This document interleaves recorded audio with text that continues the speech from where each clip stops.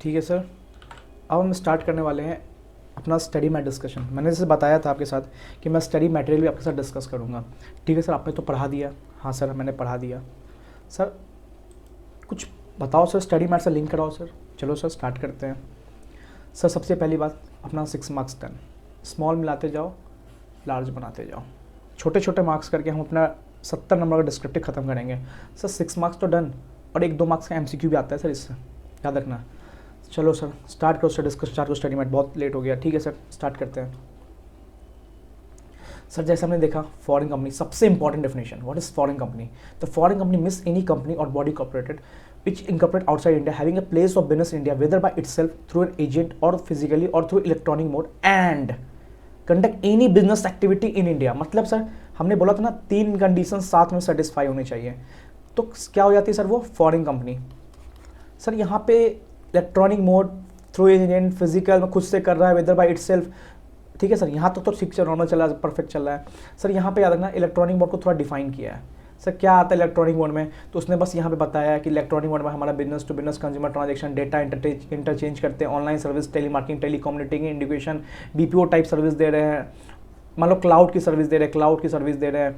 ठीक है, या मान लो गेमिंग खेल रहे हैं, इसमें आएगा सर एडवाइजरी सर्विस दे रहे हैं, मान ऑनलाइन कुछ भी दे रहे हैं ना, तो वो भी हमारा क्या आएगा सर प्लेस ऑफ बिजनेस में बिजनेस एक्टिविटी में आएगा। बस इसने यहाँ पे डिफाइन किया, इसलिए मैंने क्लास में यहाँ दिमाग नहीं लगाया। ये सर याद करने का पार्ट नहीं है, बस आप समझ लेना कि ये सारे ऑनलाइन में आते हैं। क्वेश्चन में कुछ भी डाल देगा, पूछ देगा, तो याद रखना एक बार रीडिंग मार देना इसको, बस इस बार रीडिंग मार देना इसका बस। ठीक है सर, चलो सर एग्जांपल नंबर 1 देखते हैं। Sir Zackpack limited is a shipping company incorporated in Japan. Sir कहाँ हुई है सर? सर जापान में। क्या हुई है सर? इनकॉर्पोरेट हुई है sir, incorporate. Perfect, first condition satisfy. The company has set up A branch office. Company ने क्या किया सर? ब्रांच ऑफिस सेटअप किया है। कहाँ सर? इन इंडिया, इंडिया में, मतलब प्रिंसिपल प्लेस हो गया इसका sir. Second condition satisfy. Sir third condition क्या बोलता है sir? Branch office generally consider reflection of, बस इसने ज्ञान दिया है कि ब्रांच ऑफिस क्या हुआ, पेरेंट कंपनी का ये हुआ, the branch of company incorporate outside India और कंसिडर्स प्लेस ऑफ बिजनेस, ये बिजनेस करी and for conducting business activity. इसने क्या करी सर? बिजनेस एक्टिविटी भी कन्वर्ट कर दिया। तीनों कंडीशन सर साथ में सेटिस्फाई हुई है सर। ठीक है, तो क्या ये सर कंपनी फॉरेन कंपनी हुई? यस, फॉरेन कंपनी हुई, और इसने यही बोला है कि for conducting business activity in India will be required to follow provision of this chapter, इस चैप्टर फॉरेन कंपनी वाले एंड सच अदर प्रोविजन, अगर कोई और भी प्रोविजन होंगे वो फॉलो करने पड़ेंगे। इसलिए यहाँ पे लिख दिया इसने रिगार्डिंग जो हमने पढ़ा आगे वेंचर्स ये वाले। तो हमें पहले जानना है, देखो सर ब्रांच ऑफिस भी हमारा प्रिंसिपल प्लेस होगा। मैंने देखा ब्रांच प्रिंसिपल प्लेस में कुछ भी हो सकता है सर। हमने आगे इंटरप्रिटेशन में देखा कि शेयर ट्रांसफर ऑफिस और रजिस्ट्रेशन ऑफिस भी प्रिंसिपल प्लेस ऑफ बिजनेस में आ चुका है। तो सर जापान में इंकॉर्पोरेट हुई, फर्स्ट कंडीशन सेटिस्फाई, इंकॉर्पोरेट बाहर हुई है। इंडिया में क्या था सर? इसका प्लेस ऑफ बिजनेस था सर, और वो क्या करे sir? Conduct business activity, for conducting business है, तीनों कर रही थी। तो सर हो गई sir company in foreign company हो गई सर वो। परफेक्ट सर, एग्जांपल खत्म sir. Sir application to act to foreign company, देखो sir application of act to foreign company, यहाँ पे टू फॉरेन कंपनी मतलब जो यहाँ पे ना हमारी तीनों कंडीशन सेटिस्फाई होती है उसके लिए बोला। कौन कौन सी एप्लीकेशन, कौन कौन सी एक्ट इस पे लगेंगे इस चैप्टर के? तो सेक्शन 382, 386। सर 387 क्यों नहीं लगेगा सर? सर वो तो कंपनी इनकॉर्पोरेट आउटसाइड इंडिया, मतलब तो हर कंपनी में लगेगी जो बाहर बनी है, प्रोस्पेक्टस बाहर वाली कोई भी इशू करे, चाहे वो फॉरेन कंपनी हो या ना हो। फॉरेन कंपनी कब होती है? जब ये 3 कंडीशन सेटिस्फाई होता है। ठीक है, एंड 392, 393 वही सर पेनल्टी और प्रोविजन या एक्ट शूड वाले प्रोविजन वो वाले सब है। ठीक है, वो फॉरेन कंपनी पे लगेगी। ठीक है, ठीक है सर, ठीक है। चलो सर ये देखो sir, where not less than 50% of paid up share capital whether equity or preference or partly by any combination in corporate outside India is held by, जो कंपनी बाहर बनी है उसका क्या सर? 50%। कौन हेल्ड कर रहा है सर? कौन हेल्ड कर रहा है सर? 1 और मोर सिटीजन ऑफ इंडिया, जैसे मैंने बताया था वो बादल लिखा हुआ था। 1 और मोर कंपनीज और बॉडी कॉर्पोरेट इन इंडिया, जो मैंने सिरात बताया था, और मैंने 1 और मोर सिटीजन ऑफ इंडिया और 1 और मोर कंपनी, जो कॉम्बिनेशन में सिरात, पेस, बादल में 50% होल्ड किया, तो वो कंपनी सर क्या हो जाएगी sir? Regard to be bite India as with company incorporate India, मतलब माना जाएगा वो कंपनी ना इन कॉर्पोरेट इन इंडिया हुई है, बस उसको ना घुमाया गया, वो फॉरेन कंपनी नाम के लिए, क्योंकि सारे 50% और उससे ज़्यादा शेयर कैपिटल होल्ड इंडिया वाले कर रहे हैं, इंडिया वाले कर रहे हैं 50%, यहाँ लिखा हुआ था। ठीक है सर, एग्जाम्पल, चलो सर एग्जाम्पल बताओ सर।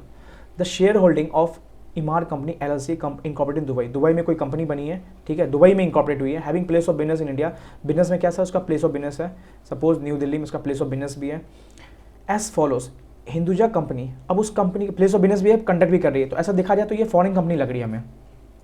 बट आगे क्या बोला, इसके ना Hinduja company limited Indian company वो 26% होल्ड कर रही है ये, और Vaishali company limited Indian company वो 25%। तो देखो ना सर 26, 25, 51 हो गया, 50% और मोर हो गया सर, तो बस नाम की फॉरेन कंपनी हो गई ना। तो ये कंपनी क्या हो गई sir, regarded to access by company place of business if as if it were a company incorporate in India, नाम के लिए foreign company incorporate outside India हुई, बट 50% तो इंडिया वाले होल्ड कर रहे हैं, तो सर ये फॉरेन कंपनी नहीं, company as were incorporate in India मानी जाएगी।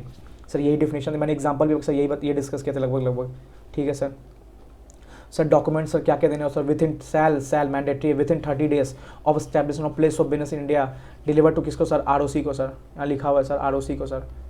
सर क्या क्या देने पड़ते हमने पढ़ा था sir, statutory memorandum article association, नहीं है तो इंग्लिश में करके दो, full address of principal place of company जहाँ पे वो लिस्ट ऑफ डायरेक्टर्स जो भी उसके डायरेक्टर्स थे, फिर रूल्स में बोला गया डायरेक्टर में क्या, तो हमने पढ़ा था डायरेक्टर का KYC करवाना है, मतलब personal name, former name, father name, date of birth, resident address, nationality, DIN hold कर रहा है तो अदर डायरेक्टरशिप कहाँ कहाँ होल्ड कर रहा है, email ID, income tax, pan number, तो KYC कर दिया हमने, सिंपल बोला KYC, जो KYC करने आता है हम अच्छा खासा उसका चिट्टा पिट्टा खोल के रख देते हैं, हर चीज़ डाल देंगे उसका, ठीक है सर, ये रूल्स में बोला गया। सर और क्या पढ़ा था हमने इसमें, सर हमने और क्या देखा था इसमें, the name and address of one और मोर पर्सन रेसिडेंट इंडिया, या तो एक आदमी जो हमने पढ़ा था वहाँ पे नाम दिया था उसने जो इंडिया में रिप्रेजेंटेटिव होगा, या एक से ज़्यादा भी दे सकता है, यही पढ़ा सर हमने। Full address office of company, जो इंडिया में जहाँ जहाँ उसका प्रिंसिपल प्लेस है उसका एड्रेस हो, ये भी पढ़ा था। पार्टिकुलर्स ओपनिंग एंड क्लोजिंग, जो भी पहले ओपनिंग या क्लोजिंग बिजनेस थी उसका डिटेल दो, क्योंकि पहले क्या कांड कर रखा है तो हम ये जानेंगे। ये भी हमने देखा सर, डिक्लेरेशन देना था कि डायरेक्टर जो कंपनी के हैं वो क्या है सर, वो है ना डिस्क्वालीफाई नहीं है सर। सर और क्या पर देखा था हमने, सर ये रूल्स की वो फॉर्म में ये आपसे नहीं पूछेगा जल्दी, ये जल्दी नहीं पूछेगा फॉर्म में, बस आपको याद होना चाहिए क्या क्या कंटेंट्स होते हैं इसमें, ठीक है सर। सर ये रूल्स की ज़्यादा बातें वो ऊपर वाली बातों को घुमाया गया है। सर अब हम देखा था sir accounts of foreign company, sir accounts मतलब वो अकाउंट 11 12 बिजनेस नहीं सर, अकाउंट्स में क्या देखा हमने, financial statement, profit and loss, ये देखो sir, make out balance every foreign company shall in every, क्या सर मैंने वर्ड लिखवाया था, एवरी कैलेंडर ईयर में, कैलेंडर मैंने बताया भी था, make out balance sheet and profit and loss, balance sheet and profit and loss, account such form containing having attach and exam, हम देखेंगे नीचे वाला वो रूल्स वाला। डिलीवर किसको सर, ROC को डिलीवर करना था। सर रूल्स में क्या बताया था हमने पढ़ा था रूल्स में सर, CFS FS बनाना था, अकाउंट्स ऑफ कंपनी के हिसाब से बनाना था, ट्रू एंड फेयर है कि 8 साल तक मेंटेन करना पड़ता है, AS का फॉलो किया, ये चैप्टर 9 को फॉलो करना था, latest consolidated finance statement of क्या सब पेरेंट कंपनी की, तो ये हमने सब डिस्कस कर चुका है, बस मैं रीडिंग लगा रहा हूँ सर आपको कि आपको लगे कुछ छूट ना जाए, ठीक है। ये बताया कि क्या होता है कैलेंडर ईयर, फाइनेंशियल ईयर, यहाँ बताया इसने डिस्कस किया, ये कुछ नहीं सर। अगर कोई इंग्लिश में नहीं है सर तो उसको इंग्लिश में ट्रांसलेट करके हमें देना पड़ेगा, सर्टिफाइंग इंग्लिश ट्रांसलेट करना पड़ेगा, ठीक है सर। सर वही बैलेंस शीट बोला कि बैलेंस शीट आपको देनी पड़ेगी, ठीक है सर। सर और क्या रूल बोला, ये एग्जाम में पूछा था इस बार। सर क्या बोला सर, रिलेटेड पार्टी ट्रांजेक्शन, जो रिलेटेड पार्टी आपके है, जिस कंपनी में सबसी होल्डिंग है, सबकी रिलेटेड पार्टी ट्रांजेक्शन दिखाओ।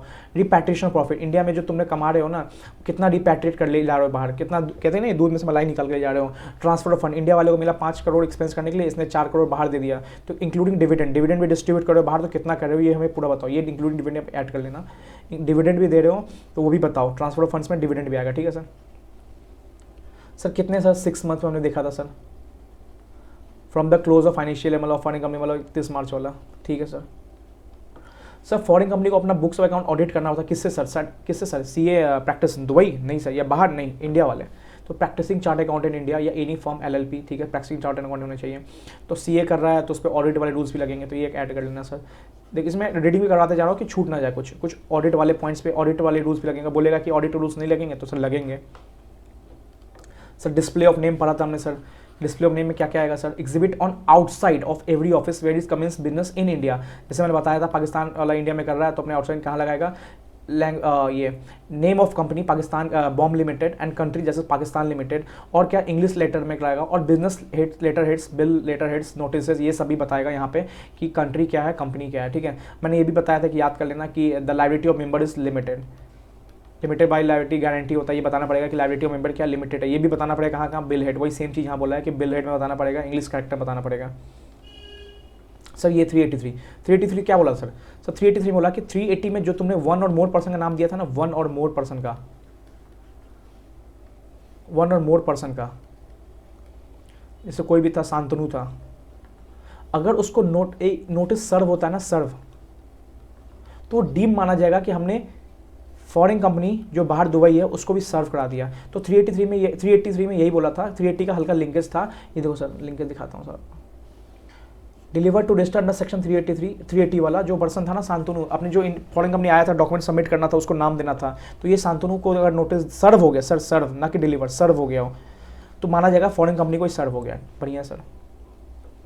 देखो सर, मैंने बताया था debenture annual return register charges, the provision section 71, अगर issue of debenture shall apply to foreign company, preparation of annual return, financial statement, foreign company को फाइनेंशियल मेंटेन करना पड़ेगा, बुक्स ऑफ अकाउंट मेंटेन करना पड़ेगा, registration of charge, अगर कोई भी property India में कोई रजिस्ट्रेशन ऑफ चार्ज क्रिएट किया बाय फॉरेन कंपनी रिगार्डिंग, और फॉरेन कंपनी भी क्या हो सकता है सर, इंस्पेक्शन इंक्वायरी, कांड करोगे तो भाई इंडिया वाले को नहीं छोड़ते, तुम तो फॉरेन कंपनी हो, हम तुम्हारी भी इंस्पेक्शन इंक्वायरी करेंगे अच्छे से।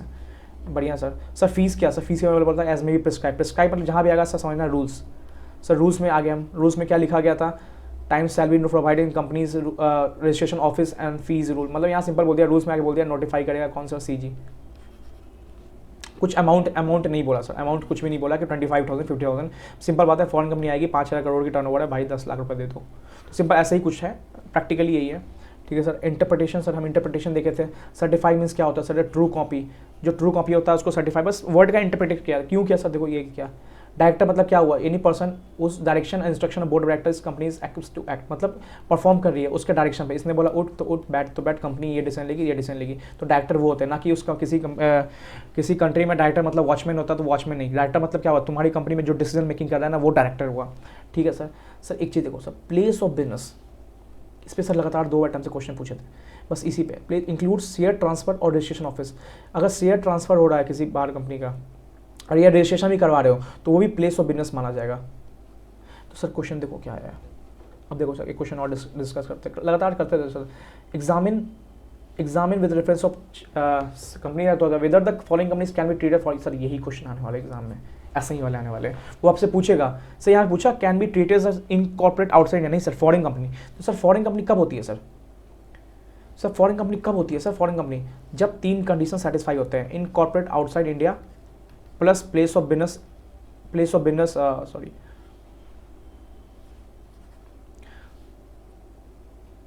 Sir plus place of business in India और प्लस डूइंग बिजनेस एक्टिविटी। देखो सर अब हम देखते हैं क्वेश्चन, ए कंपनी इनकॉर्पोरेटेड आउटसाइड इंडिया, कहां बनी है, outside India, having a shared registration office at Mumbai, तो आउटसाइड इंडिया ठीक है। प्लेस ऑफ बिजनेस में क्या मांगा गया, थर्ड क्वेश्चन में क्या इंटरप्रिटेशन किया था हमने उस पर, प्लेस ऑफ बिजनेस में शेयर ट्रांसफर ऑफिस और रजिस्ट्रेशन ऑफिस भी ऐड होगा, तो इसने share registration office at Mumbai, तो ठीक है ना, प्लेस ऑफ बिजनेस में रजिस्ट्रेशन ऑफिस भी आता है, क्या ये है, तो सर एक बात याद रखना, अगर क्वेश्चन में नहीं है ना सर, इसको ना एज्यूम मान के बनाना है आंसर में कि yes it conduct business activity भी देखो यहाँ नहीं दिया गया है सर, ठीक है, तो आप एजम्पशन लेके चल सकते हो, आप लिख के आना, अगर आप एजम्पशन में डाल रहे हो कि हाँ प्लेस ऑफ बिजनेस है तो भाई वो बिजनेस एक्टिविटी कर ही रहा होगा, तो एजम्पशन लिख के आना, देखो तीनों कंडीशन लिख के आना, अगर नहीं भी लिख के आ रहा ना तो लिख लेना कि place of business in India है बट कुछ क्वेश्चन में नहीं लिखा गया कि डूइंग बिजनेस एक्टिविटी और नॉट, तो that is not regarding foreign company, तो अपना एजम्पशन लिख के आना, बट मोस्टली लिख के आना है सर कि हाँ हम एज्यूम कर रहे हैं, क्वेश्चन में नहीं दिया हुआ है तो उसका प्लेस ऑफ बिजनेस है तो बिजनेस एक्टिविटी भी कर रहा होगा, अगर क्वेश्चन में साफ दिया हुआ ना बिजनेस एक्टिविटी नहीं कर रहा हो तो चैलेंज मत करना फिर, तो भैया साफ दिया हुआ बिजनेस एक्टिविटी नहीं कर रहा तो फॉरेन कंपनी हुआ ही नहीं, तीनों कंडीशन सेटिस्फाई नहीं हुआ, अगर नहीं दिया ना सर क्वेश्चन में से ये, ठीक है, तो इस क्वेश्चन में क्या नहीं दिया सर, तो इस क्वेश्चन में क्या लिखा गया सर, देखो सेक्शन 242 ये याद रखना,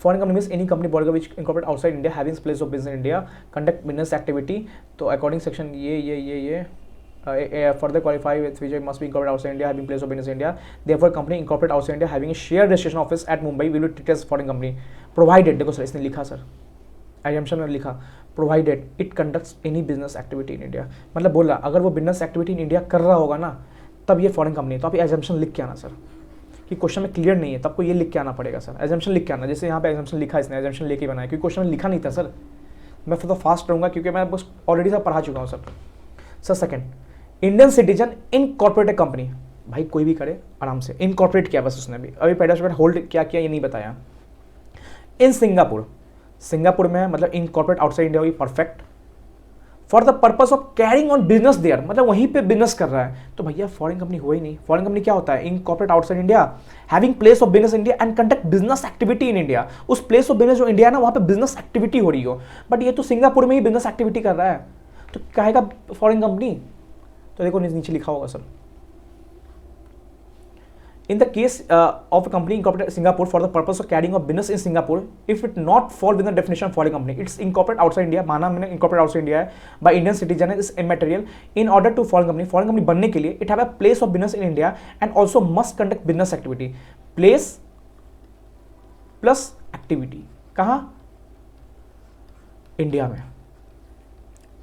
डिस्कस कर रहा हूँ, कैसे भी करूँगा, आराम से समझ, सब समझा हुआ है सर, ठीक है sir. Dating of prospectus and particular to be content, तो मैंने लिखाया था नो पर्सन। नो पर्सन मतलब यहाँ प्रोमोटर। प्रोमोटर क्यों सर? क्योंकि कंपनी टू बी इंकॉर्पोरेट होने वाली, कंपनी बनी नहीं है, इसलिए नो पर्सन लिखा। प्रोमोटर करेंगे कंपनी के बदले में, कंपनी बनी नहीं थी, कंपनी थोड़ी ना आ जाएगा बिना बने हुई कंपनी, नाम ही नहीं है कुछ, तो प्रोमोटर कर देती, इसलिए यहाँ पे नो पर्सन लिखा गया सर। हैज़ नॉट एस्टैब्लिश्ड, ठीक है, देखो unless prospectus is dated and sign, मतलब ये पहला क्राइटेरिया, ये फिक्स क्राइटेरिया, ये तो होना चाहिए। Prospectus date and sign and उसके साथ और क्या होना चाहिए? Contents particular respect to following matters. क्या क्या मैटर्स थे सर? सर हमने देखा था सर, इनएक्टमेंट था सर, एमओए था सर, एओए था sir, sir 1 2 3 address in which said instrument enactment provision copy if not English language तो सर्टिफाइड इंग्लिश। कहाँ इंडिया में किस एड्रेस पर अपने इनएक्टमेंट रखा है सर? एमओए एओए क्या क्या क्या है कंपनी का? किस इनएक्टमेंट, किस कंपनीज एक्ट में ये बना है? फ्रांस कंपनीज एक्ट 2007 किस एक्ट में बना है? तो ये तीनों चीज़ आपको बताना पड़ेगा अगर प्रोस्पेक्टस इशू कर रहे हो तो। बस पहले याद रखना डेट एंड साइन तो होनी चाहिए, प्लस ये सब भी होना चाहिए। और the date on which country is incorporated, date बताओ इसका हमें पास परफॉर्मेंस पता कंपनी कितनी डूबी हुई है, कितनी पानी में, 10 साल का परफॉर्मेंस, 5 साल देखेंगे कितने पीछे है, स्टार्टअप तो नहीं है। और प्लेस ऑफ, अगर इंडिया में वेदर, मतलब अगर है तो देखो सर यहाँ पे इसके लिए था section 387 in corporate outside India, foreign company नहीं था, मतलब बाहर वाली कंपनी भी आराम से आ सकती है, हमने बताया एग्जाम कुछ डिस्कशन में बताया, ठीक है। अगर इंडिया में बिजनेस है तो बताओ इंडिया वाले बिजनेस के बारे में। अब देखो सर ये important, provided point 1 2 3 just like ये 3 पॉइंट 1 2 3 सॉरी 1 2 3 ये वाला enactment MOA and address provided 1 2 3 shall not apply in case of prospectus issue more than 2 years after at which date the company is entitled commence business। अगर जो company बन चुकी थी, incorporate outside India हो चुकी थी, उसने कमेंस चालू कर दिया और उसको मोर 2 साल से ज़्यादा हो गया सर, तो उसको जरूरी नहीं है 1 और 2 और 3 देगा वो, मतलब उसको इनएक्टमेंट ये सब बताने की जरूरत नहीं है, तुम ऑलरेडी 2 साल से एग्जिस्टिंग में हो भाई, ठीक है चलेगा। तो देखो सर एग्जांपल शेयर करता हूँ मैं एक साथ, ये देखो स्टडी मैट का ही है ये भाई, स्टडी मैट ही सर हमारा लॉ और ऑडिट पेपर ऐसा है ना सर, स्टडी मैट ही करके जाना है हमें, तो इसलिए मैं आपके साथ है ना ज़्यादा रीडिंग नहीं लगाता हूँ, रीडिंग लगा के मैं क्या कर लूँगा सर, आपको समझाऊंगा पहले, ठीक है। तो एमआई कंपनी एलएलसी एक कंपनी इनकॉर्पोरेटेड इन दुबई, बाहर दुबई में इनकॉर्पोरेटेड हुई, ठीक है बढ़िया सर, ठीक है पहला condition satisfy. On 28 April 2017 mister company LLC establish a place of business Mumbai, बढ़िया सर 2 कंडीशन सेटिस्फाई हो गए, प्लेस ऑफ बिजनेस भी मुंबई में in the year 20। Now the company the place of business in India propose to offer subscription to securities of mister MSC, ठीक है securities के लिए जा रहे हैं अब हम, प्रोस्पेक्टस के लिए जा रहे हैं, मतलब प्रोस्पेक्टस इशू करेंगे सिक्योरिटीज से पहले, बढ़िया sir. Now the place of business India before going with subscription will have to file prospectus. हमें पता है कि सिक्योरिटी से आने पहले प्रोस्पेक्टस करना, वही घुमा रहा है हमसे, एग्जांपल है सर, क्वेश्चन नहीं है, घुमा रहा है तो प्रोस्पेक्टस इशू करना हमें पता है सर, विदाउट प्रोस्पेक्टस इशू हम सिक्योरिटी इशू नहीं कर सकते, बट किसको? न्यू मेंबर को, नॉट एग्जिस्टिंग को नहीं कर सकते प्रोस्पेक्टस इशू, और सेक्शन नहीं बोला प्रोवाइजो में कि आप एग्जिस्टिंग मेंबर को प्रोस्पेक्टस इशू मत करना, ठीक है। अब देखो sir will have to file prospectus, date and sign होना चाहिए, पता है हमें। सेल नॉट क्या sir? Shall not required to contain the particular in 1 2 3, वो 1 2 3 नहीं देना होगा if period of more than 2 years in the company as commence business, मतलब कंपनी ने ऑलरेडी कमेंस बिजनेस स्टार्ट कर दिया होगा उस फॉरेन कंपनी, मतलब फ्रांस में ऑलरेडी ये 2017 में ही बिजनेस स्टार्ट हो गया था फ्रांस में इसका, और 2 साल हो चुके हैं, ये 2020 आते थे 18 19 और 20 3 साल हो गए सर, तो 3 साल हो गए ना सर, तो मोर देन 2 ईयर हो गया ना सर कमेंस बिजनेस के हुए, तो 1 2 3 वाले पॉइंट्स हमें अपने प्रोस्पेक्टस में एनेक्स नहीं करना है। डेटेड साइन तो सर मैंडेटरी है, एंड एनेक्स करना था उसमें, 1 2 3 नहीं करना, मतलब इनएक्टमेंट एमओए और ये सब नहीं बताना है हमें, बढ़िया सर सही चल रहे सर हम, ठीक है सर ये कुछ नहीं है, अगर कुछ भी वे ऑफ हुआ एनी पर्सन रिस्पॉन्सिबल, ये सारी कुछ नहीं, इंपॉर्टेंट नहीं है, मैं आपको इंपॉर्टेंट डिस्कस कर रहा हूँ, या थोड़ा डेट लगा लेना। देखो सर ये इंपॉर्टेंट था थोड़ा, according to section 387 the provision section 387 मतलब प्रोस्पेक्टस वाले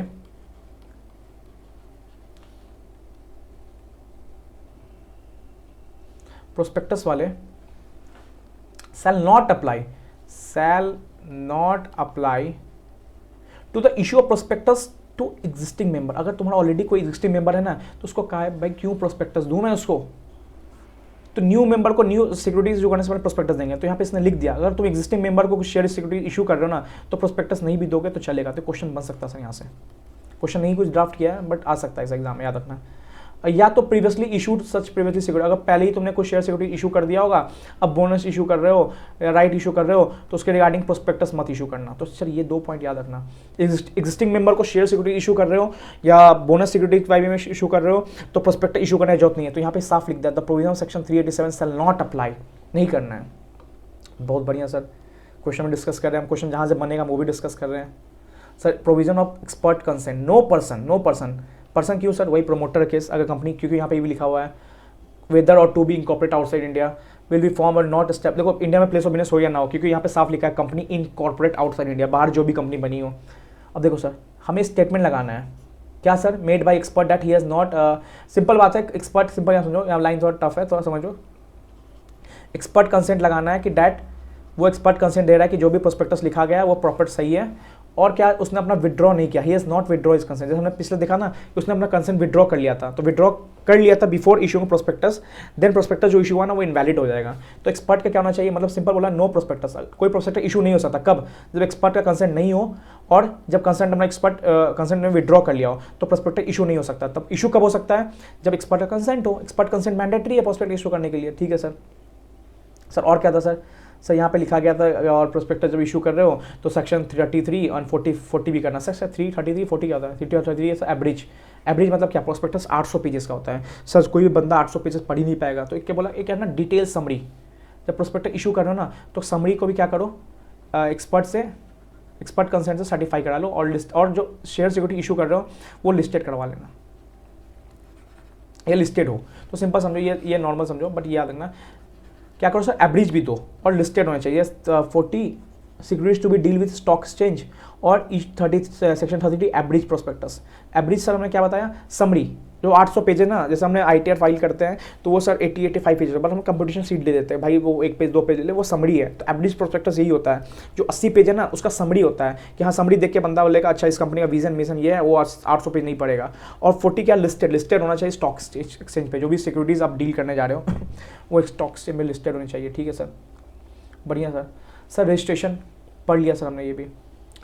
no person shall issue prospectus any place of business India and copy of, ठीक है, प्रोस्पेक्टस विल नॉट, यही सेम चीज सर, सेम लाइन है, तीनों सेक्शन में सेम लाइन है। अगर to be incorporated, no person इसलिए प्रमोटर है।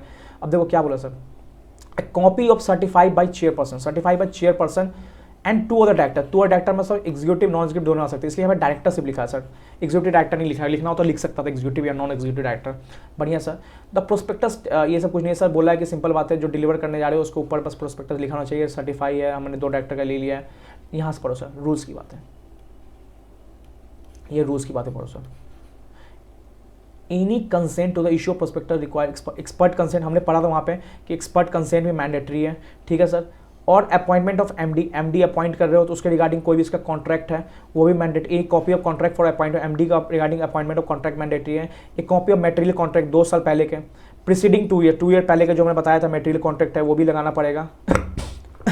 एक कॉपी ऑफ अंडरराइटर, अगर तुमने किसी अंडरराइटर को अपॉइंट किया हुआ है वो शेयर इशू करेगा तो अंडरराइटर एग्रीमेंट लगाना पड़ेगा। सर देखो ये मैंने नहीं लिखा था, पावर ऑफ अटर्नी, ये आप लिखे ना, एक copy of power of attorney. Power attorney क्या होता है, मान लो डायरेक्टर को साइन करना था तो डायरेक्टर नहीं आ पाया, डायरेक्टर ने एजेंट ने साइन कर दिया तो पावर अटर्नी लगाना पड़ता है बस। तो ये ठीक है, याद रख लेना, एक copy of power of attorney.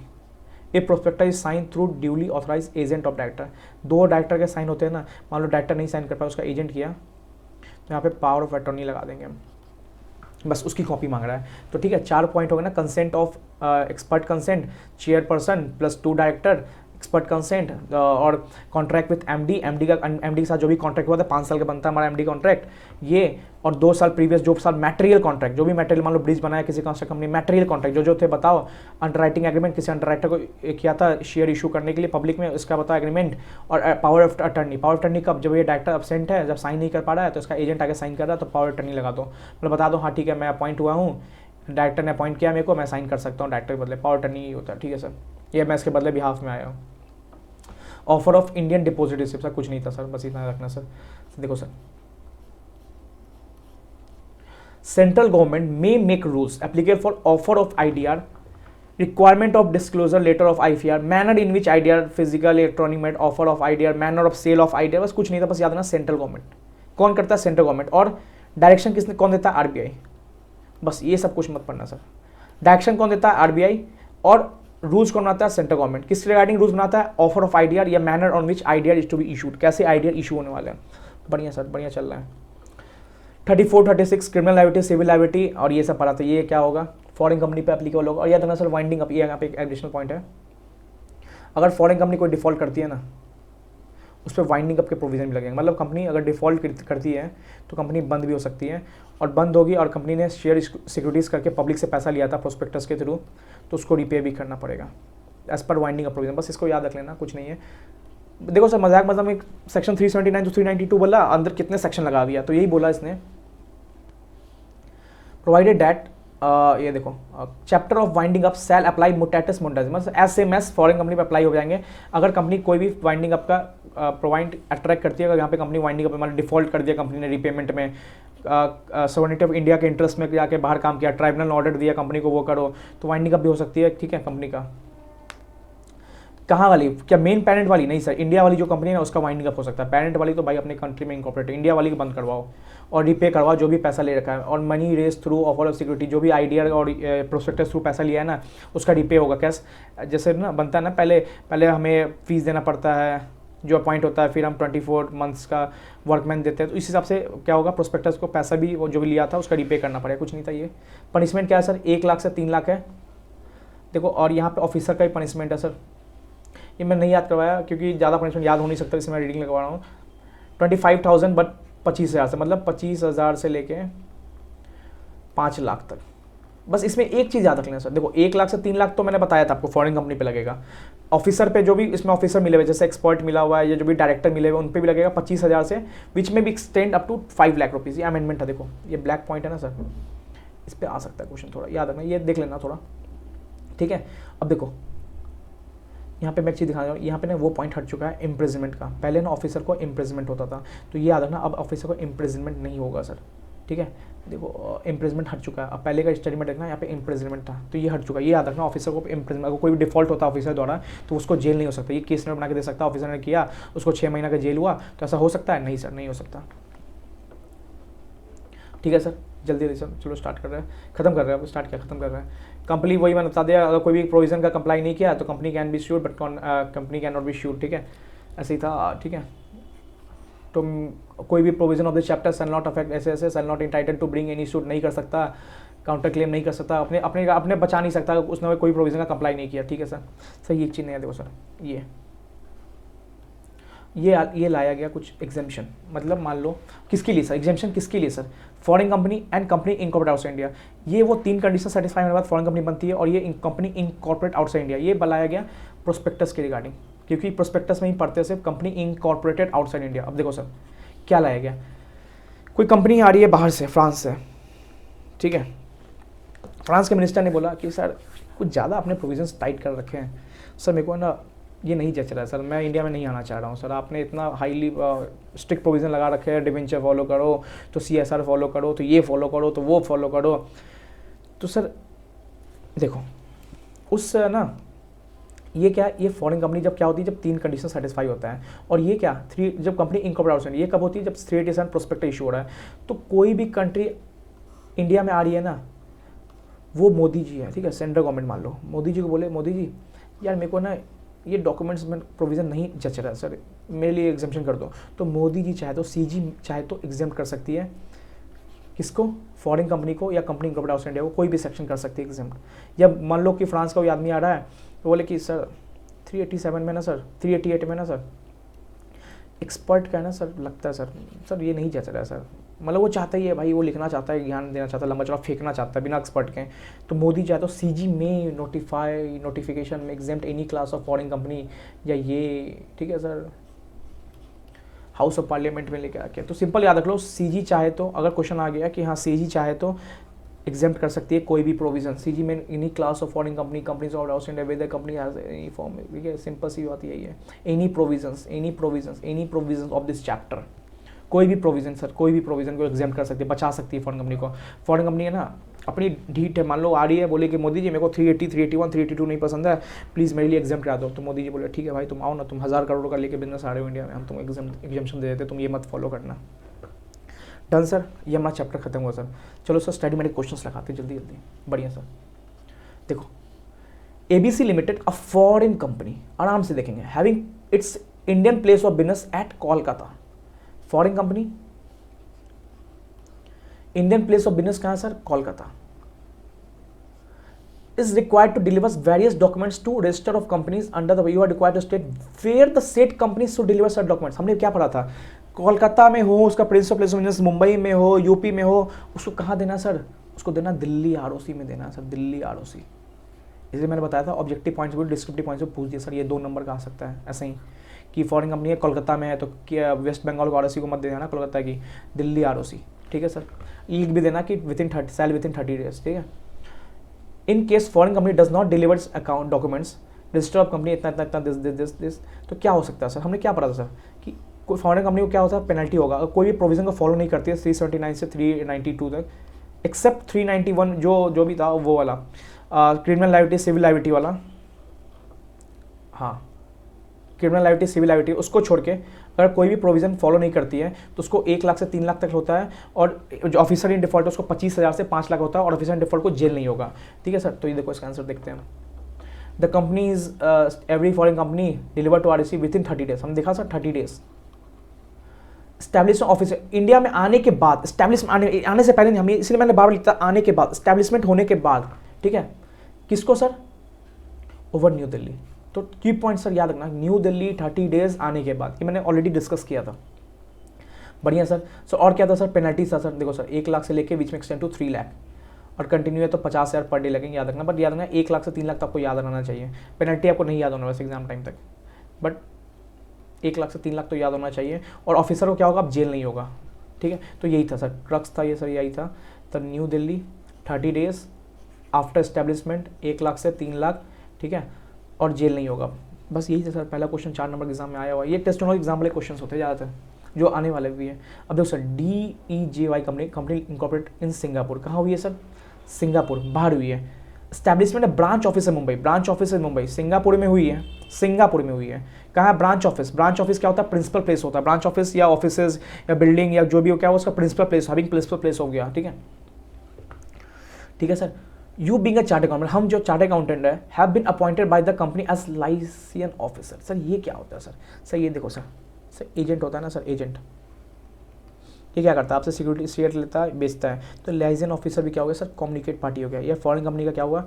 India में ये आदमी है, ये आपकी फॉरेन कंपनी दुबई वाला है, इसकी बातें को क्या कर रहा है? इसको पहुंचा रहा है, ये क्या कर रहा है? आगे आरओसी तक बात पहुंचा रहा है।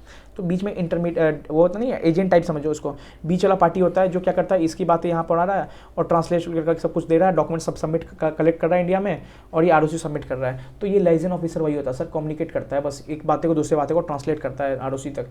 देखो सर क्या बोला, चार्टर्ड अकाउंटेंट को क्या बोला? अपॉइंटेड किया है कंपनी ने लाइसेंस ऑफिसर नाम पे, for compliance of legal formality on behalf of company. Company के बिहाफ में काम करो, थोड़ा सा इंडिया में तुम हो। वेदर, अब देखो आंसर द फॉलोइंग, अब हम बोला आंसर करो following. Whether branch office consider company incorporate outside India. देखो सर कंपनी कहाँ की थी? सिंगापुर की थी, ठीक है। ब्रांच ऑफिस कहाँ है? मुंबई का है। सिंपल बोल रहा है, कंपनी जो सिंगापुर की है उसका ब्रांच ऑफिस मुंबई में है, तो सिंपल बात है ना, कंपनी इनकॉर्पोरेट आउटसाइड इंडिया हुई और ब्रांच ऑफिस उसका मुंबई में है, तो वेदर भी consider company incorporate outside. Yes sir, company incorporate outside India है। फॉरेन कंपनी नहीं पूछा है कि बिजनेस करना है कि नहीं करना है, सिंपल पूछा है कंपनी इनकॉर्पोरेट आउटसाइड इंडिया। तो हाँ सर, कंपनी तो इनकॉर्पोरेट आउटसाइड इंडिया हुई है ना, मेन कंपनी उसकी बाहर ही बनी है, यही पॉइंट है सर। देखो सर डिस्कस करते हैं, आंसर देखते चलते हैं। देखो सर अकॉर्डिंग सेक्शन इतना इतना इतना, फॉरेन कंपनी मींस इतना इतना इतना, effective place of business India के for the branch office generally consider reflection of parent company, the branch of company incorporate outside India consider place of business on business India type, ठीक है ठीक है ठीक है, सिंपल वही चीज बोला सर, ब्रांच ऑफिस भी होता है, प्लेस ऑफ बिजनेस इंडिया, ठीक है। अब देखो सर ये इंपॉर्टेंट है, if state the documents you are required to furnish on behalf of company on the establishment branch office at Mumbai. Documents section 380, 6 documents पढ़े थे, एमओए, एओए, इंडियन का representative बंदे का नाम, डायरेक्टर डिटेल, डायरेक्टर की KYC, director disqualified तो नहीं है, तो ये सारे डॉक्यूमेंट सबमिट करने पड़ेंगे। देखो सर यही चीज़ है। Company every foreign company shall in 30 days in calendar year, ये सर की पॉइंट्स है सारे। सर्टिफाइड कॉपी, एमओए एओए नहीं है तो इंग्लिश में ट्रांसलेट करो, कोई भी लैंग्वेज नहीं डाल सकते हैं। फुल एड्रेस और प्रिंसिपल ऑफिस ऑफ कंपनी डालो, और director details, formal name, personal name, date of birth पीछे देख चुके sir. Address, name, address, person resident India, full address of company which deem to principal place of business in India, बाहर का business address बताओ, company का नाम बताओ, opening closing पहले कोई भी कांड कर रखा है 2014-15 में आने से पहले, वो ओपनिंग क्लोजिंग है बताओ, क्यों बंद किया, क्या बंद किया। डिक्लेरेशन दो कि नॉन ऑफ डायरेक्टर डिस्क्वालीफाई है, एनी अदर इन्फॉर्मेशन कुछ भी देना पड़ेगा। ठीक है, कहाँ देना है सर? डिरेक्शन न्यू दिल्ली देना है। सेल है सर, सेल है मैंडेटरी है, न्यू दिल्ली जाके देना है। देखो सर ठीक है, 2 क्वेश्चन में जल्दी डील किया। थर्ड क्वेश्चन क्या है? Galileo limited is a foreign company in Germany, foreign company मतलब ऑलरेडी इसका इंडिया में बिजनेस होगा। It has establish a place of business in Mumbai में है। Explain the relevant provision and rules, देखो provisions and rules for preparation of financial statement, तो हमने पढ़ा हुआ है सर। अकाउंट देखो रूल्स, प्रोविजन क्या बोलता है, क्या करना है? बैलेंस शीट बनाना है। सॉरी, ऊपर में वो कैलेंडर ईयर नहीं था, नीचे में कैलेंडर ईयर। कैलेंडर ईयर में क्या करना है? बैलेंस शीट बनाना है, P&L बनाना है। ऊपर में तो आने के 30 बात है, नीचे है बैलेंस शीट, P&L कब बनाना है? एवरी कैलेंडर ईयर में। और रूल्स में क्या बातें लिखी गई थी? रूल्स में लिखी गई थी अकाउंट ऑफ कंपनी बनाना है as per chapter 9 consolidated financial statement, latest consolidated financial statement देना है सर। यही सब बातें हैं, देखते जाओ। और क्या देखा था? Statement of related party transaction, repatriation of profit, transfer of funds including dividend. देखो सर यही सब है, कुछ है ही नहीं एडिशन, सब हम पढ़ चुके हैं सर। अब तो आराम से खत्म होगा चैप्टर, बस लिखने की प्रैक्टिस थोड़ा करना sir. Every foreign company in every calendar year, keyword है कैलेंडर ईयर सर, यहाँ नंबर मिलेगा। Balance sheet, P&L, delivery copy किसको सर? ROC को सबमिट करना है। कब sir? Calendar year, every calendar year. Definition share किया था कैलेंडर ईयर कैसे है। रूल्स की बातें बोल दी कि डॉक्यूमेंट्स बोला गया कि अकाउंट्स ऑफ कंपनी के हिसाब से डॉक्यूमेंट्स बनाने हैं, जो कि सेक्शन 128 से 132 139 वो भी है, बताना पड़ेगा कि AS के हिसाब से बना है, ट्रू एंड फेयर व्यू है, 8 साल तक मेंटेन करेंगे हम। डॉक्यूमेंट्स लेटेस्ट CFS, ये देखने के लिए कि हमारा जो इंडियन वाला बिजनेस है उसने अपने CFS में इंक्लूड किया कि नहीं, कि हम उसके CFS मांगेंगे। और क्या सर? सेंट्रल गवर्नमेंट उसको कुछ छूट दे सकते हैं, हमने ऑलरेडी बाद में पढ़ा था। नहीं है तो सर इंग्लिश में बताओ सर। और देखो इंपॉर्टेंट क्या था इसमें सर, और इंपॉर्टेंट था statement of related party transaction, RPT, repatriation profit, जिसको दूध में से मलाई निकाल के लिए या प्रॉफिट सारा, statement transfer fund including dividend. ठीक है सर, तो with in period of 6 month, यही सब है सर, ऑलरेडी पढ़ चुके हैं, बस डिस्कस कर रहे हैं क्वेश्चन। और ये सबको कीवर्ड्स, इतना भी कीवर्ड्स याद कर लोगे ना सर, अब डेफिनेटली बोल रहा हूँ मैं, 5 नंबर का पेपर में आएगा तो 4 नंबर 3.5 नंबर कोई नहीं रोक सकता आपको देने से। बस कीवर्ड्स वो देखने वाला कैलेंडर ईयर ढूंढेगा, 6 मंथ ढूंढेगा, बैकआउट बैलेंस शीट, P&L, ये सब ढूंढेगा सर। और क्या है सर? देखो सर, अब देखो ये मेरे को लगता है ये ज़्यादा इंपॉर्टेंट है। देखो क्या sir, in the light of provision of company से examine whether the following companies can be consider as foreign company. Foreign company कब? जब 3 कंडीशन सेटिस्फाई, जब 3 condition satisfy the foreign company as per section 2 subsection 42। अब देखो बताना है क्या ये फॉरेन कंपनी है, कंपनी इनकॉर्पोरेट आउटसाइड इंडिया नहीं, क्या ये फॉरेन कंपनी है? तो red stone limited is a company registered in Singapore. ठीक है, कंपनी रजिस्टर्ड सिंगापुर में इनकॉर्पोरेट हुई है। ठीक है, the board of director meets and executes business decision at their board meeting held in India। तो भाई हमने ये कब पढ़ लिया कि बोर्ड ऑफ डायरेक्टर की मीटिंग इंडिया में होगी तो वो फॉरेन कंपनी होगी? ऐसा तो हमने पढ़ा ही नहीं कहीं। हमने ये जानते हैं कि कंपनी इनकॉर्पोरेट बाहर हुई हो, इंडिया में प्लेस ऑफ बिजनेस हो और वो बिजनेस एक्टिविटी कर रही है। भाई तुम बोर्ड मीटिंग इंडिया में कर रहे हो, तुम्हारा शौक है, शौक बड़ी बात है, करो इंडिया में बोर्ड मीटिंग। इंडिया में बोर्ड मीटिंग करने से तुम फॉरेन कंपनी थोड़ी ना होगे। बोर्ड मीटिंग से क्या मतलब भाई? जब 3 कंडीशन सेटिस्फाई होगी तब तुम फॉरेन कंपनी हो गए। तो बोर्ड मीटिंग करने से भाई कोई मतलब नहीं होता, तो ये फॉरेन कंपनी तुम नहीं हो भाई, तुम नहीं हो फॉरेन कंपनी। देखो आंसर डिस्कस करते हैं जल्दी जल्दी। अकॉर्डिंग सेक्शन 242 हैज देखो company incorporate outside India having has a place of business India whether by itself agent conduct business activity. ठीक है, वही बता दिया कि बिजनेस एक्टिविटी ऑनलाइन में क्या होगा, business to business data interchange कर रहे हो, टेली सर्विस दे रहे हो, BPO सर्विस दे रहे हो, 10 all related data communication cloud service दे रहे हो। ये इलेक्ट्रॉनिक मोड वाला आता है, इलेक्ट्रॉनिक मोड में इसको डिफाइन किया, ये तो देख लेना, याद मत करना, देख भी लिखना, याद होने नहीं वाला है इतना। अब देखो क्या बोला, in this situation red limited registered in Singapore. ठीक है, however does not have any place of business India. जब प्लेस ऑफ बिजनेस इंडिया में है ही नहीं तो भाई तुम फॉरेन कंपनी हो ही नहीं, तुम इनकॉर्पोरेट आउटसाइड इंडिया हो गए सिर्फ। तो फॉरेन कंपनी नहीं हुई तो फॉरेन कंपनी नहीं लिखेंगे हम। ठीक है, तो डेफिनेशन में लिख दिया, mere holding a board meeting and executing business decision India can not be termed as conducting business activity. Board meeting कर रहे हो भाई तो थोड़ी ना कोई बिजनेस एक्टिविटी है तुम्हारी। नहीं बिजनेस है, hence MS redstone is not a foreign company. भाई बोर्ड मीटिंग करना कोई बिजनेस डिसीजन नहीं होता है, या बिजनेस एक्टिविटी नहीं होता है, और प्लेस ऑफ बिजनेस भी तो नहीं है। सिर्फ आए इंडिया बोर्ड मीटिंग किए चले गए, तो भाई ऐसा थोड़ी ना होता है, दैट्स नॉट फॉरेन कंपनी। ठीक है, ये लिख के आना, तो प्रैक्टिस करोगे ना तो अच्छा हैबिट होगा इसमें। लॉ में कुछ नहीं करना नहीं, तो मैं वो नहीं बोलूँगा आप 10 क्वेश्चन लियो और लिखे जा रहे हो तो टाइम वेस्ट हो रहा है। अब 10 क्वेश्चन उठाओ, 10 क्वेश्चन लो, 4 क्वेश्चन उठाओ और रिटर्न प्रैक्टिस करो, और चेक करो सजेस्टेड आंसर्स हैं, चेक करो कि हाँ क्या तुम्हारा कीवर्ड्स आ रहे हैं तुम्हारे सजेस्टेड आंसर के हिसाब से, तो ठीक है। अगर तुम्हारे 10 कीवर्ड्स भी अच्छे से आ रहे हैं ना, तो अंडरलाइन करते जाओ, उसको बहुत अच्छा होगा एग्जामिनेशन में आपके लिए। सर नेक्स्ट क्वेश्चन करो सर।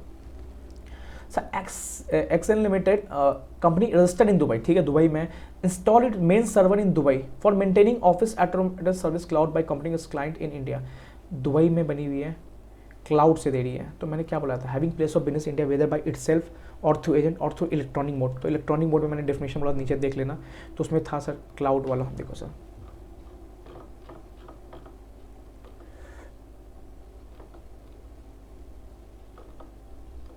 देखो all related data online services, sir online web data communication service, sir ये डेटा सर्विस की टाइप है ना, ये क्लाउड ही में आता है। ठीक है सर, तो याद रखना क्लाउड सर्विस दे रहे हो ना बाहर से, सर्वर तुम्हारा बाहर भी क्यों ना हो, और यहाँ बस एज्यूम करना वो बिजनेस एक्टिविटी कर रही है। अगर क्लाउड सर्विस किसी को दे रहा है, मान लो कि बाहर कंपनी मेरे को क्लाउड सर्विस दे रही है, मैंने उसको पे किया, तो बिजनेस एक्टिविटी तो हुआ मेरे लिए, वो क्या कर रहा है, डेटा स्टोर कर रहा है अपने क्लाउड पे, तो बिजनेस एक्टिविटी तो हुआ। जरूरी तो नहीं होगा हर चीज़ कोई गुड्स में ही सेल परचेज हो, इसलिए यहाँ पे क्लाउड सर्विस देना भी क्या हुआ, ऑलरेडी माना जाता है कि बिजनेस एक्टिविटी कर रही हो।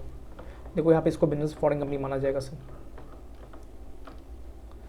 In this given situation, Sun Limited's company registered in Dubai had just installed its main server in Dubai for maintaining office by cloud competing as client. Thus can be said as Sun Limited as a place of business in India. Cloud से हो तो भाई माना जाएगा तुम्हारा place of business in India, क्योंकि हमने definition 242 में लिखा गया था वेदर बाय इटसेल्फ और थ्रू एजेंट और थ्रू एनी इलेक्ट्रॉनिक मोड। तो इलेक्ट्रॉनिक मोड में ये क्लाउड वाली आती है, या कोई भी टेली मार्केटिंग हो रहा है, या कोई भी business to customer B2C e commerce कर रहे हो, तो उसमें आएगा सर इलेक्ट्रॉनिक मोड में कर रहे हो। At is conducted business activity, माना जाए कंडक्टेड बिजनेस, ये लिख के आना तीनों चीज। Zen limited company is a foreign company as per the company, foreign company है, तीनों condition satisfied, that's foreign company. इसलिए मैं बोला था 242 इज बहुत इंपॉर्टेंट। इससे आप हर देख रहे हो, हर क्वेश्चन में 242 कहीं ना कहीं लिंकेज है, इसलिए वो डेफिनेशन बहुत इंपॉर्टेंट है। और फॉरेन कंपनी और company in corporate outside India दोनों डिफरेंट थिंग है। फॉरेन कंपनी कब, जब 3 condition satisfy. Company in corporate outside India कब, जब एक ही कंडीशन, जो बाहर बनी हो। ठीक है, वो कब होगी, जब 387 वाला प्रोविजन करेंगे, उसमें सिर्फ company in corporate outside India, वो थोड़ा वास्ट कर दिया। ठीक है सर, लास्ट क्वेश्चन पे आ जाओ, बढ़िया से खत्म कर रहे हैं आज हम चैप्टर का, आज हम टाटा बाय करेंगे सर, और सारे क्वेश्चन देख रहे हैं सर, स्टडी मेट के। Sir abroad limited foreign company है without establishment a place in India. Oh, foreign company थी, इंडिया में प्लेस ऑफ बिजनेस है ही नहीं इसका सर। जाओ सर, रुको सर, आगे बढ़ो। Proposes to issue prospectus for subscription security. Sir याद आया सर, यहाँ पे तो फॉरेन कंपनी नहीं भी हो तो वो प्रोस्पेक्टस इशू कर सकती है, बट क्या होनी चाहिए, इनकॉर्पोरेट आउटसाइड इंडिया होनी चाहिए बस, तो है ना सर। क्या sir, foreign company abroad limited है, फॉरेन कंपनी मतलब बाहरी की कंपनी है, मतलब इनकॉर्पोरेट आउटसाइड इंडिया हुई है, भले उसका इंडिया में बिजनेस ऑपरेशन हो या ना हो। और क्या सर, क्या करिए सर, प्रोस्पेक्टस इशू कर रही है, और being a consultant of the company advice on a procedure for issuing a prospectus. तो सिंपल सी बात है, क्या है, पहले ये कर सकती है, ऑब्वियसली कर सकती है। 387 क्या बोलता है, कोई भी कंपनी इनकॉर्पोरेटेड और टू बी इनकॉर्पोरेटेड, या हुई हो या ना हुई हो, प्रोस्पेक्टस इशू कर सकती है। तो सारे प्रोविजन लिख के आते हैं इसमें 387 वाले, कि प्रोस्पेक्टस क्या होना चाहिए, डेटेड एंड साइन होना चाहिए, इनेक्टमेंट होना चाहिए, एमओए होना चाहिए, कहाँ पे इंडिया में रखा हुआ, पढ़ने के कोई जाना चाहे आदमी पढ़ सकता है, या किस कंट्री में इंकॉर्पोरेट हुई है, एक्सपर्ट का कंसेंट, मतलब 380 देखो 387 से लेके 389 तक प्रोस्पेक्टस का सारा ज्ञान देते हैं यहाँ पे। ये 6 नंबर तक आ सकता है क्वेश्चन। देखो तो as per section no person, देखो पहले क्या बोला, देखो मैंने स्टार्टिंग बताया नो पर्सन, कोई पर्सन नहीं कर सकता, क्या प्रोस्पेक्टस इशू नहीं कर सकता। देखो नो पर्सन क्यों लिखा सर, क्योंकि अभी कंपनी हैज़, देखो कंपनी कहाँ गया, रुको, देखो नो पर्सन, क्यों नो पर्सन, यहाँ पे बात कर रहा है प्रोमोटर को लेके, इसलिए यहाँ बोला person. No person shall issue distribute offering securities और कंपनी इनकॉर्पोरेट, अगर ऑलरेडी कंपनी बन चुकी है और टू बी इनकॉर्पोरेट, कंपनी बनी नहीं है इसलिए तो पर्सन बोला यहाँ पे, कंपनी बनी हो गई थी तो कंपनी खुद करती। Whether the company has not establish, भले कंपनी का इंडिया में बिजनेस ऑपरेशन हो या ना हो। ठीक है, अब देखो क्या बोला यहाँ पे, बोला रजिस्ट्रेशन ऑफ प्रोस्पेक्टस।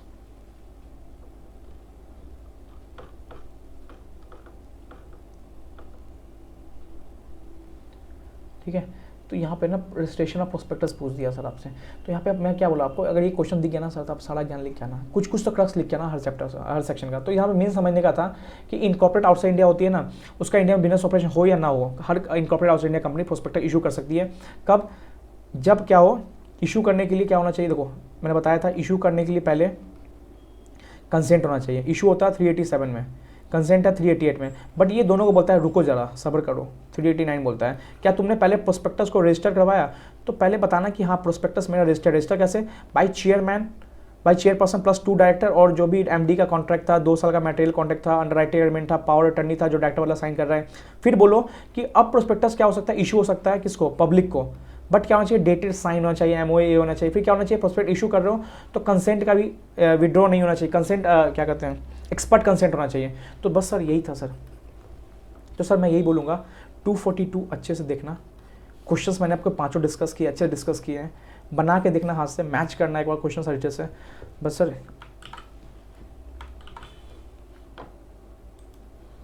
आज के लिए इतनी रखते हैं, लंबा क्लास गया है ठीक है मानता हूँ, बट मेरे अंदाज से ज़्यादा इंपॉर्टेंट है क्योंकि क्वेश्चन करने के बाद ना हमें कॉन्फिडेंस आता है सर कि हम ये देखा, हमने पढ़ तो रहे, बट क्या सही पढ़ रहे हैं, क्या लिंकेज बन रहा है कहीं से, कुछ रिटेन हो रहा है दिमाग में, रीडिंग करना is not so good sir. इसलिए मैं क्वेश्चन ज़्यादा करवा रहा हूँ आपसे।